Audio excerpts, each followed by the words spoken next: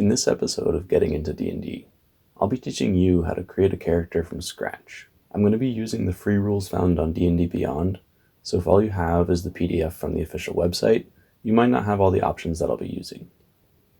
Because I'm creating a character who's not even going to be in a campaign, I have no idea how it should fit in the world. Because of that, I'm going to be randomizing almost everything that I can.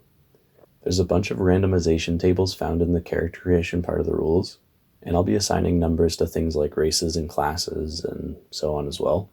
So hopefully we can generate a completely random character. So I honestly have no idea how this is going to turn out, but I guess we'll find out. The first thing to do when you're creating a character is to get yourself a character sheet. I recommend using a blank character sheet or typing out some of the features that you'll get from your race and class, but leaving the rest blank. The reason is that most of the things on this page can and will change while you play, and being able to erase and rewrite things is much easier than trying to cross out printed text and then trying to squeeze the edits into the tiny margins. Once we have the character sheet, you need to choose a race. Your race gives your character certain attributes that will affect the way your character works. These are things like movement speed, size, ability to see in the dark, and so on. Each race also gives you some modifiers to some of the 6 main stats. There are 12 races that we have access to for free on D&D Beyond, so we'll assign each one a number, and then we'll roll a d12 to choose which one we use. I rolled a 6, so that would give us a gnome. Let's also go ahead and roll a d2 to see if we're going to be male or female. On a 1, we'll be male, and on a 2, female. We rolled a 1, so we'll be male. At this point, let's choose a name. There's a whole list of suggested gnome names in the rules, so let's use one of these. I'm thinking maybe Namfoodle Ningle. Go ahead and read through the summary of your character's race to give you an idea of how that race tends to act and what sort of culture your character would have come from. By no means should you feel that you have to make your character conform to any of those standards, but it can give you some really good material for a solid backstory. Let's take a look at the traits that being a gnome brings with it. First, we get an intelligence score boost of 2. We'll be marking down all of the bonuses that our traits give us to apply when we write everything down on the character sheet. It notes that our lifespan should be somewhere between 350 and 500 years.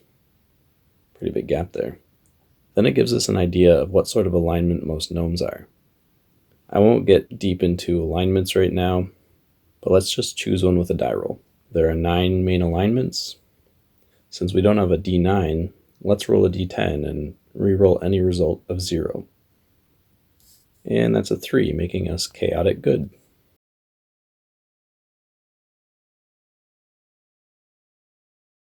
Our character is small.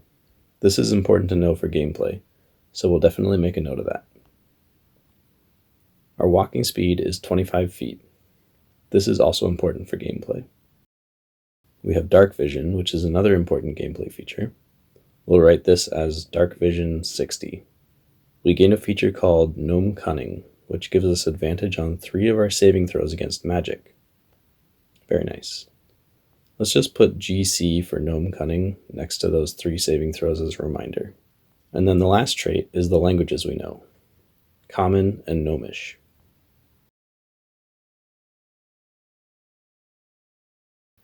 Okay, now there are 4 different sub-races of gnome, and on D&D Beyond we have access to 2 of them. I do own the player's handbook, but I won't use that just for the sake of keeping everything in this video free. So again, let's roll a d2. We'll be a rock gnome on a 1 and a deep gnome on a 2. 1 again, so rock gnome it is. That will give us a +1 to our constitution. We get the Artificer's Lore feature and the Tinker feature.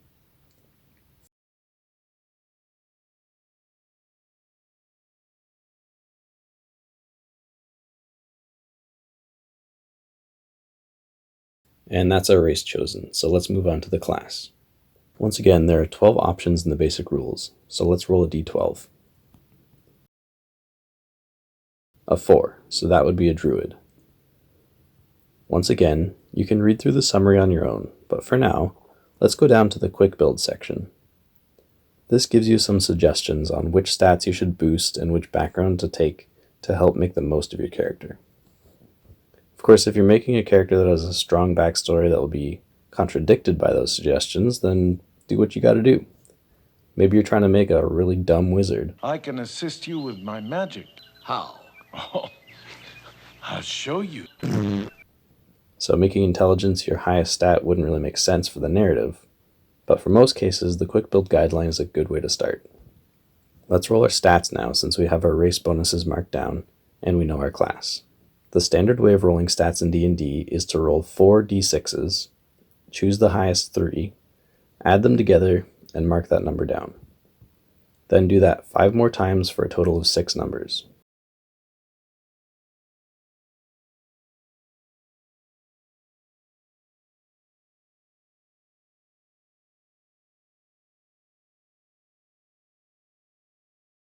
Alright, I'm liking the look of this so far.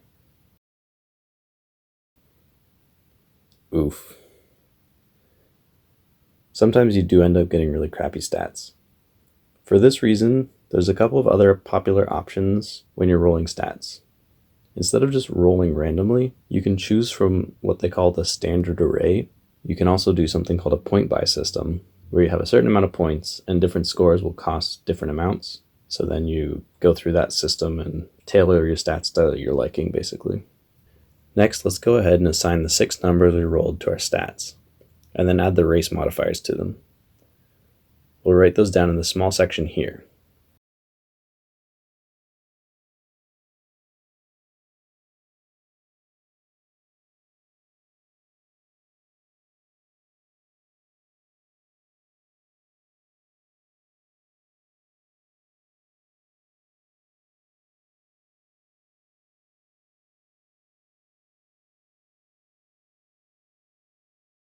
Once those are down, we can check the ability stats and modifiers table to see what our modifiers are for each stat, and then write them in the larger section for easier reference.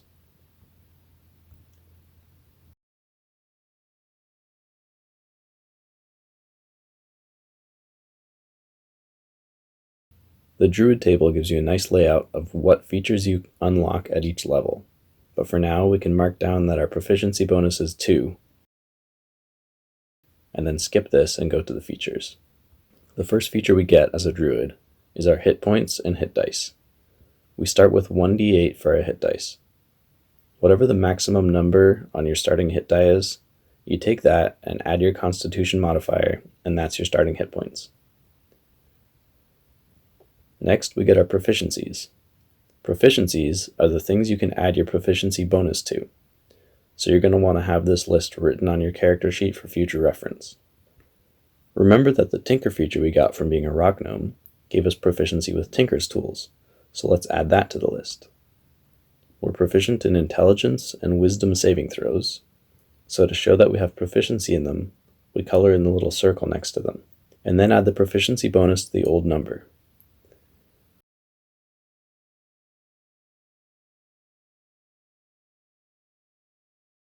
We also get to choose 2 of our skills to be proficient in, out of the list provided. Since there's 8 options, let's assign numbers and roll a d8. We rolled 3 and 5, so that's Insight and Nature. We'll color in the circles next to those 2, and add the bonus to them as well. And then we'll fill in the rest of our skills.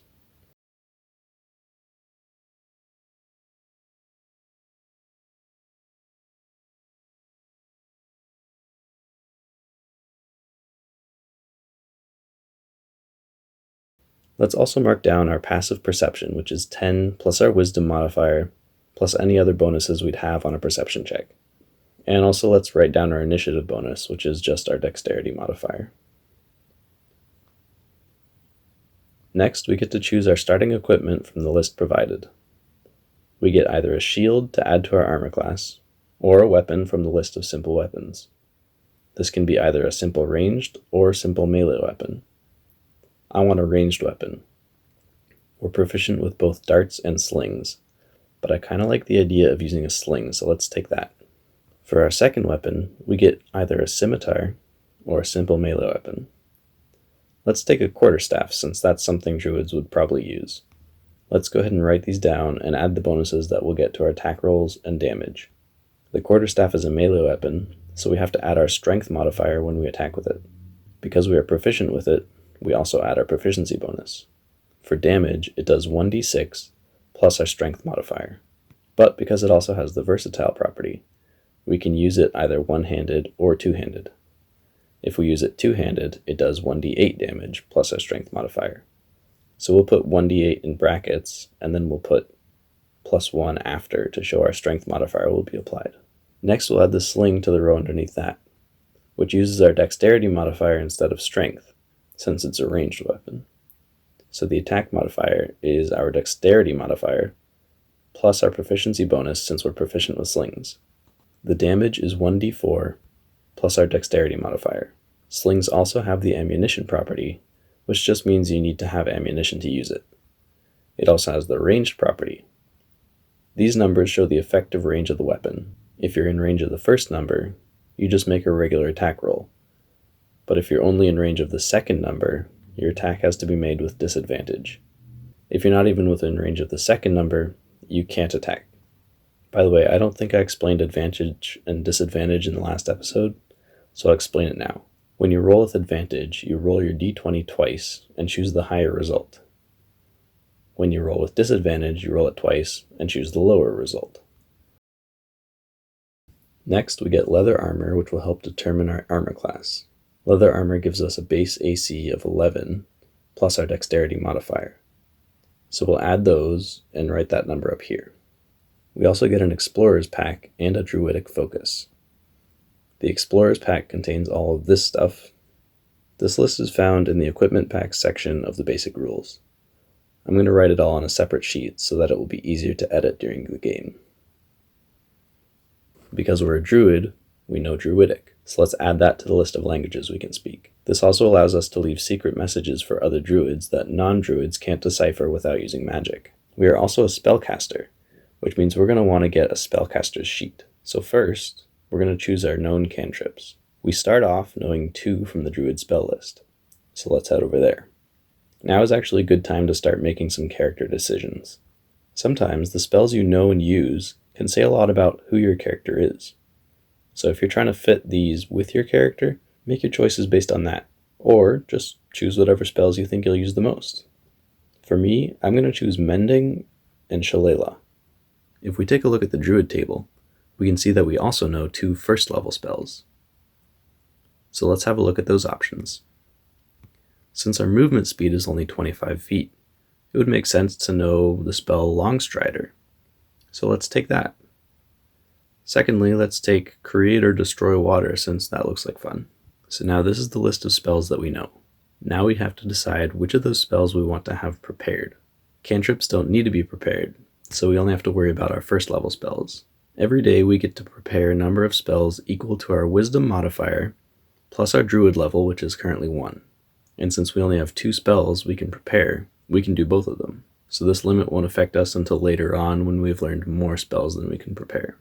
Wisdom is going to be our spellcasting ability, so let's go ahead and write down our attack roll modifier for spellcasting, as well as our spell DC. The attack modifier is going to be our wisdom modifier plus our proficiency bonus. Whenever we have to make an attack roll for a spell, we'll add this number to the d20 for our total. The DC is what the creatures affected by our spells will have to beat, so that's going to be 8 plus our wisdom modifier plus our proficiency bonus, for a total of 12. The next features our class grants are ritual casting and spell casting focus. Ritual casting will allow us to cast spells as a ritual if they have the ritual tag and we have them prepared. Casting a spell as a ritual takes 10 minutes longer than it normally would, but it doesn't expend a spell slot, so that's a very useful option if you want to cast a spell outside of battle. Spellcasting focus lets us use our druidic focus as a spellcasting focus for our druid spells. A spellcasting focus can be used as a substitute for some material components needed for spellcasting, though not if the component specifies a cost. Now we're getting into things that we don't need to worry about until we level up. So what I'd recommend is to read through this if you want to, but if you don't, simply check the druid table whenever you level up to see what new features you unlock. Then go and read the entry for those features and add them to your character sheet. On the pre-made character sheets in the starter set, they list all of the features you'll unlock up to level 5 on the back, so it's an easy quick reference. You could do that here as well if you want to. Okay, that's the race and class chosen. Next, let's go ahead and check what the background that we chose gives us, as I believe that's the last thing that actually makes a difference in the gameplay. The quick start suggested we choose Hermit. Imagine my dismay when I realized you have to have the player's handbook to see what it gives you. Again, I could just grab my copy and check what it says, but to keep this all in the realm of free and accessible content for everyone, I'll choose the folk hero background instead. Acolyte might have been a good choice for a druid, but I feel like our chaotic good character should have a more free-spirited background, and folk hero kind of fits the bill. As a folk hero, we gain proficiency in animal handling and survival,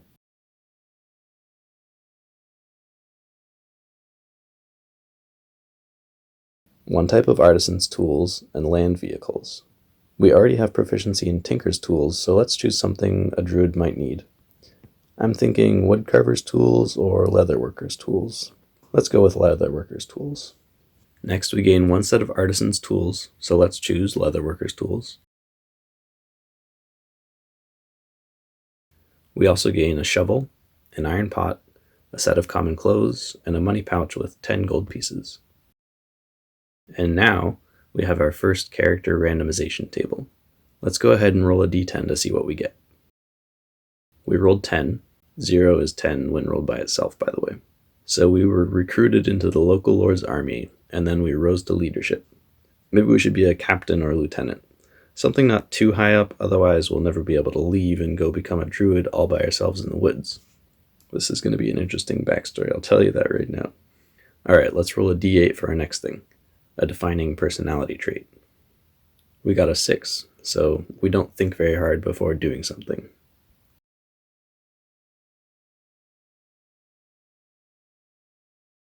Next is our ideals. I'm going to rule out any lawful or evil results before rolling since our alignment is chaotic good. Instead of rolling for alignment like we did before, we could use this roll to help determine our alignment. Either way works. But with those two options ruled out, let's roll a d4 instead of a d6 for this result. A 3 would give us the sincerity ideal. Next would be our bond. We rolled a 1, so we don't know where our family is. Makes being a druid a little easier.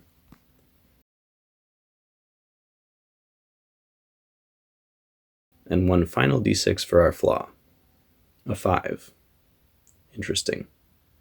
Our chaotic good character may see an alignment shift during the course of their campaign.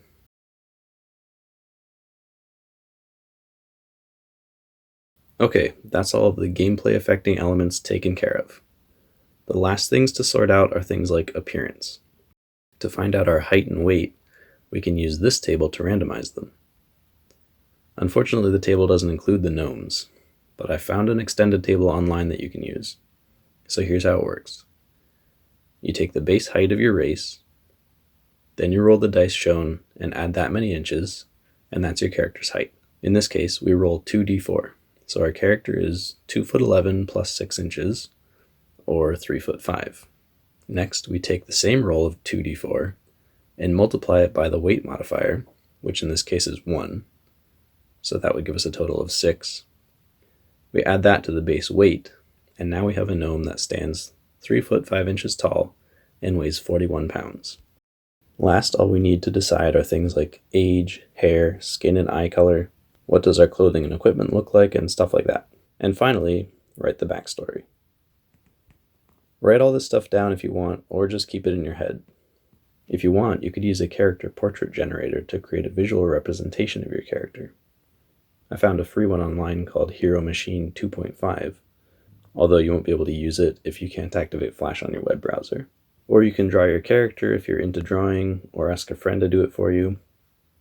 You could also just describe your character at the table and not worry about having a physical representation. It's your world. And in your world, you make all the decisions. When you're writing a backstory, make sure you include some of all of the elements that you've already put into your character. Or don't. It's up to you.